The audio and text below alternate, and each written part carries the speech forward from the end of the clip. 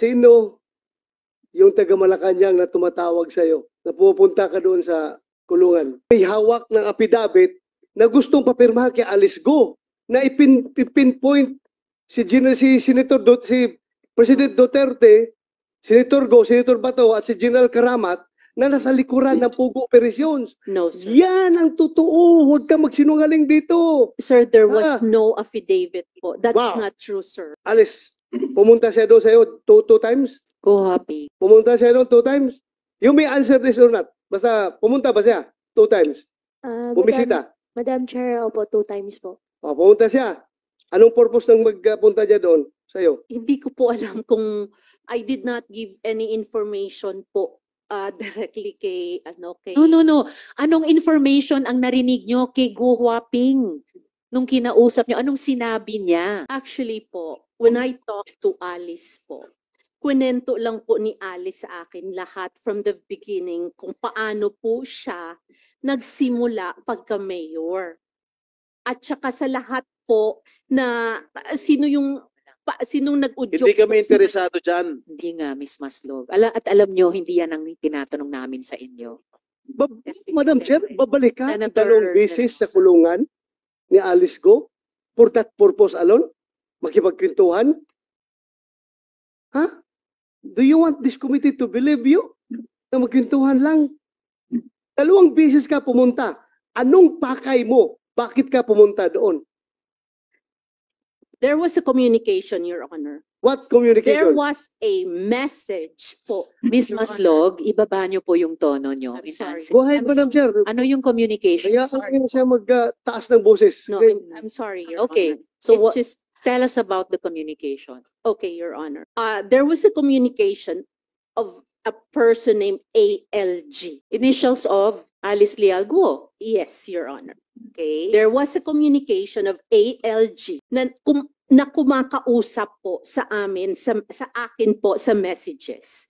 And also talk to the good general. So yung pong message po na yon po involved a lot of people.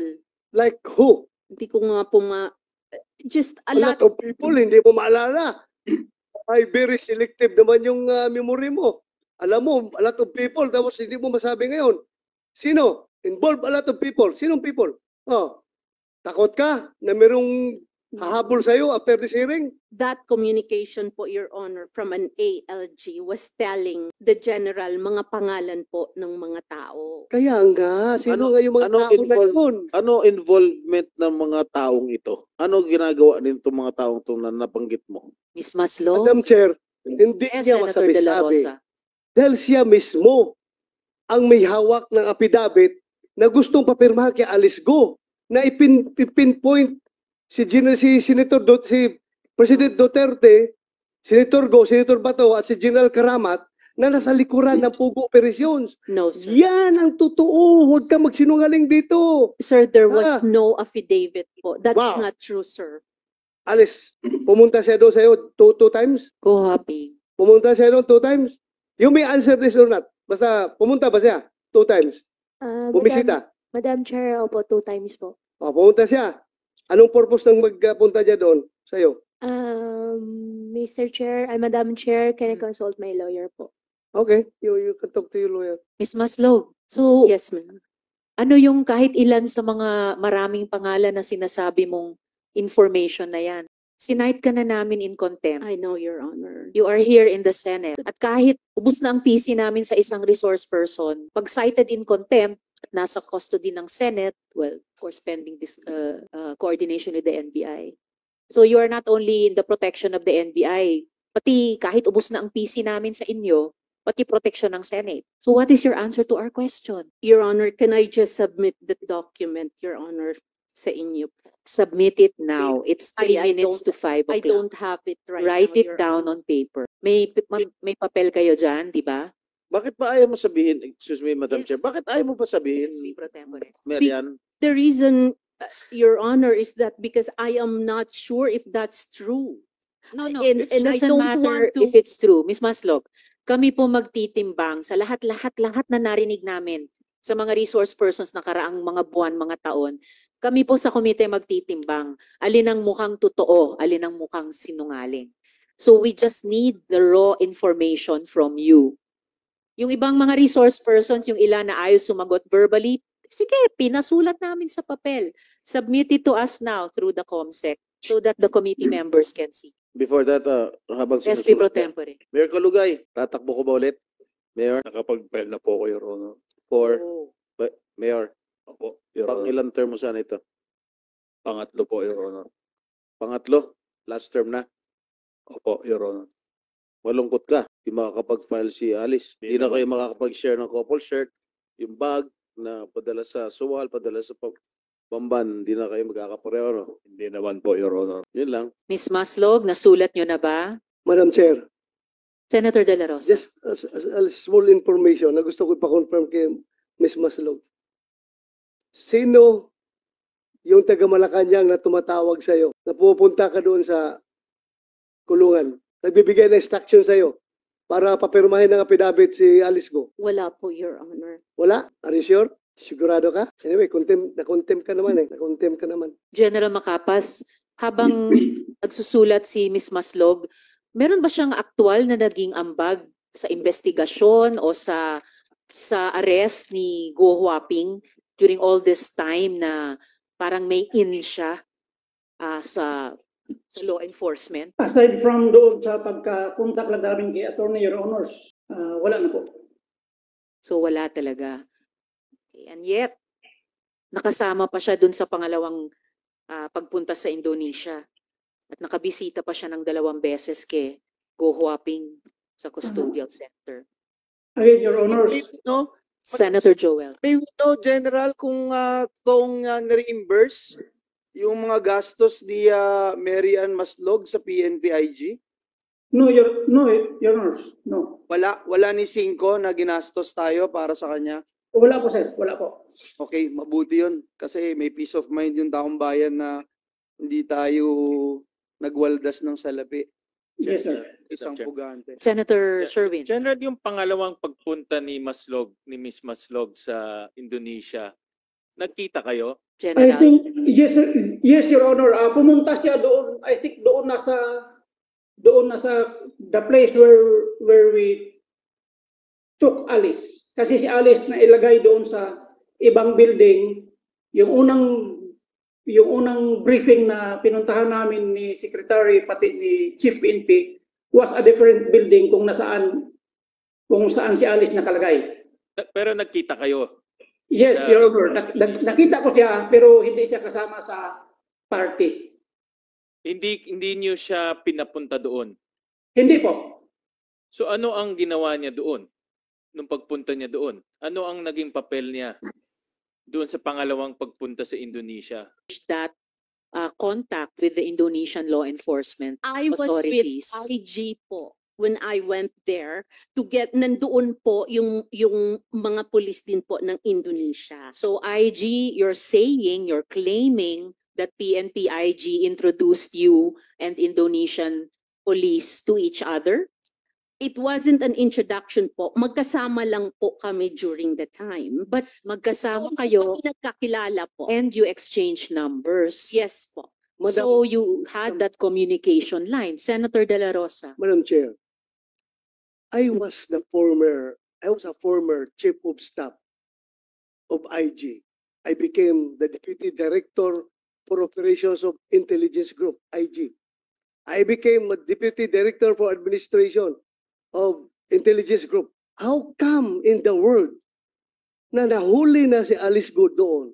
Kaya kailangan ka pa dalhin ni Macapas doon sa Indonesia para kumbinsihin si Alice Go? I don't see any logic. Wala ako nakikitang intelligence value sa presensya mo, sa papel mo doon. Bakit ang IG gagamitin ka? Huli na siya eh. Huli na siya. Bakit ka kasama sa IG? Wala akong nakita ang intelligence value sa'yo. Siguro ang intelligence value sa'yo kung magamit ka for any other reasons na pwede kang gamitin. Your Honor, the instructions po is this. Sino ang nagbigay ng instructions? Sa PNP po. Sino? Si General Macapas. Anong instructions niya? Na sana umuwi that she will, kung pwede siya kausapin, na Oo, yun na, huli ka. That she will, at kung pwede siyang kausapin. Alam mo, no, that's matagal what I'm na saying. akong pulis, ikaw, sinungaling ka. No, Napakasinungaling mo. Gumagawa ka ng istorya ngayon.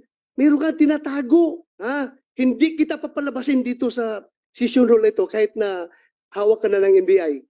Tilio, hindi kita papalabasin dito sa session roll ito. Sige. Kung hindi ka Madam magsabi Chair, ng totoo. Sige. Yun Sige, na tuloy nga mo- po. SP pro tempore. Tuloy mo yung kwento mo. She will what? that kung pwede po, that she will surrender to PNP. Miss Maslog, baliktad na yung sequence of events.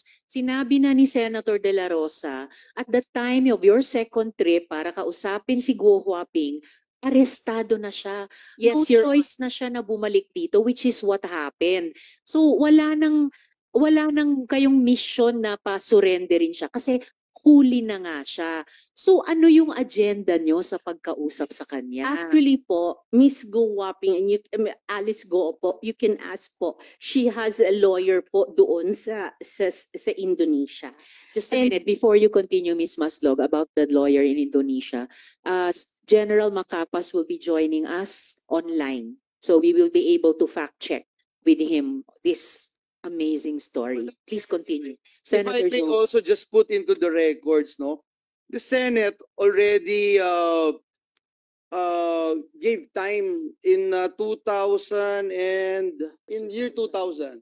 In year 2000, and the Senate found her liable. The same person, Madam Chair, Mary Ann Maslog. The Senate found her liable for false testimony, corruption of public officials, punishable under the revised penal code, violation of the anti-graft law, violation of Presidential Decree number 46, which makes it punishable for private persons to give gifts to government officials and employees on any occasion, falsification of public document, and tax evasion. So, Madam Chair, hindi ko alam kung we need to give more time to this rascal, Madam Chair. Thank Madam you, Chair. Senator Joel. Yes, Senator De La Rosa. Madam Chair, I don't know how to deal with this kind of resource person. Pero alam mo, nandoon ka, pupunta ka sa Indonesia because somebody is using you for an irregular operation. Kang lingo-lingo dyan. I am sure. Somebody is using you. I suspect. Ano? Ano masasabi mo ngayon? Ms. No, Maslog. Ha? No, Your Honor. No? No, Your Honor. Sigurado ka? Yes, Your Honor. Huwag mo ako lukuhin. Huwag mo ako lukuhin. I am not, Your Honor. I have the goods against you. I have the goods against you. But, Madam Chair, next, I will pin you down. I will pin you down. I tell you. I will pin you down. I will pin you down. I am sure about it. I will pin you down. Huwag mong gamitin yung pagkamaro mo. Kung dumaan ka na, namatay ka na noon at ngayon bigla kang nabuhay at ngayon ginagamit ka for irregular operations against us. You cannot, hindi ka makakalusot sa akin. I tell you. I tell you. Madam Chair, thank you. Madam Chair. Salamat kayo, Senator De La Rosa. Before I call the SP pro tempore, I have confirmation na pumunta ngang Indonesia si Ms. Maslog. But I will wait for that officially on the record from the PI. If I may, Senator Sherwin, Sino and then nagbayad ng ticket mo? Sino nagbayad ng ticket mo nung una at sino nagbayad ng ticket mo nung pangalawa? At tumira ka ba doon sa Indonesia? Sino nagbayad ng hotel mo? We only stayed there, sir, for 1 day, sir. Balikan. 2 days po. 2 days. Opo. So, sino nagbayad ng ticket mo?